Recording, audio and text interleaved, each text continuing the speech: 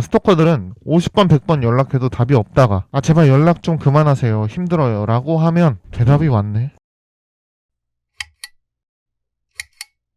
1번 스토킹. 혹시 사생팬이라는 말을 아시나요? 저희 세대는 대부분 알 텐데요. 연예인이나 아이돌의 사생활을 침해하는 스토커를 말했습니다. 최근에는 유튜버, 크리에이터부터 일반인까지도 스토커들이 따라 붙습니다. 스토킹은 단순한 괴롭힘이 아닙니다. 정신적으로 심각한 고통을 주고 중범죄로 이어질 가능성이 큰 범죄입니다. 가해자들은 마음껏 밖을 나돌아다니는 반면에 피해자는 집 밖에 나갈 때도 마음을 졸여야 합니다. 도대체 왜 스토킹을 하는 거고, 스토킹을 어떻게 멈추고, 스토킹에 어떻게 대처해야 하는지 알아보겠습니다. 2번, 병원에 가자. 우선 왜 그러는 걸까요? 가해자는 피해자를 사람으로 보지 않는다고 합니다. 그저 가져야 할 물건으로 본다고 합니다. 그러니까 피해자가 아무리 힘들다고 해도 공감하지 못하는 거죠. 가해자들은 대부분 정신적 문제를 가진다고 합니다. 망상장애, 편집증, 실제로 만난 적도 없지만 나와 유튜버는 특별한 사이라고 생각하기도 하고요. 경계성 성격장애, 대인관계에서 극단적인 감정들을 왔다 갔다 합니다. 엄청 좋아했다가, 엄청 싫어했다가, 엄청 집착했다가 갑자기 해치고 싶어 한다든지요. 그 다음에 나르시시스트,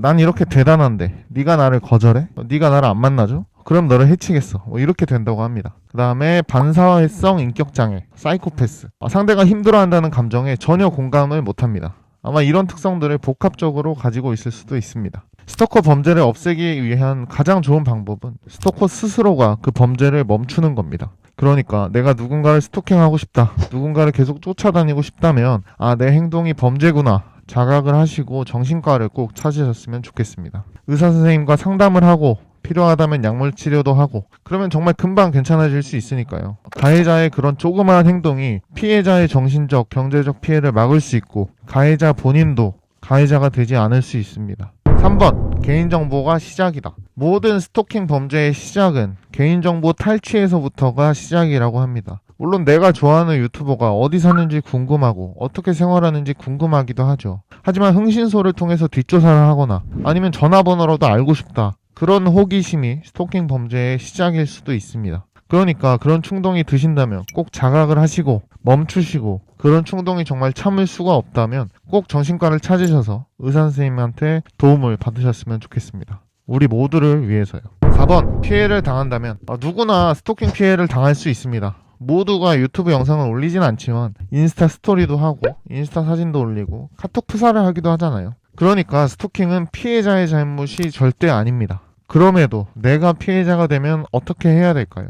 우선 절대 상호작용하지 말라고 합니다. 그 어떤 의사도 보이면 안 된다는 건데요. 프로파일러 권희룡 선생님이 하신 말씀이 정말 소름 돋습니다. 스토커들은 50번 100번 연락해도 답이 없다가 제발 연락 좀 그만하세요, 힘들어요 라고 하면 대답이 왔네, 이렇게 생각한다고 합니다. 소름 돋죠. 사람으로 안 보는 겁니다. 그러니까 절대 대답도 하지 마시고 스토킹 행위가 시작된다면 스토킹 관련 변호사를 찾는 걸 권하더라고요. 전문가를 찾는 겁니다. 모든 일에는 전문가가 있습니다. 심지어 우리 밥 먹을 때도 전문 음식점에서 시키지 친구한테 밥 해달라고 하진 않잖아요. 그러니까 꼭 전문 변호사를 찾으시고 경찰, 공공기관 등의 사회적 시스템을 적극적으로 활용해야 된다고 합니다. 그래서 내가 직접 의사를 표시하지 말고 그런 3자를 통해서, 웬만하면 변호사나 공권력을 통해서 그 의사를 전달하면 좋다고 합니다. 그리고 이미 스토킹이 시작되었기 때문에 최대한 SNS나 내 위치나 정보가 나올 만한 것들은 자제를 해주시고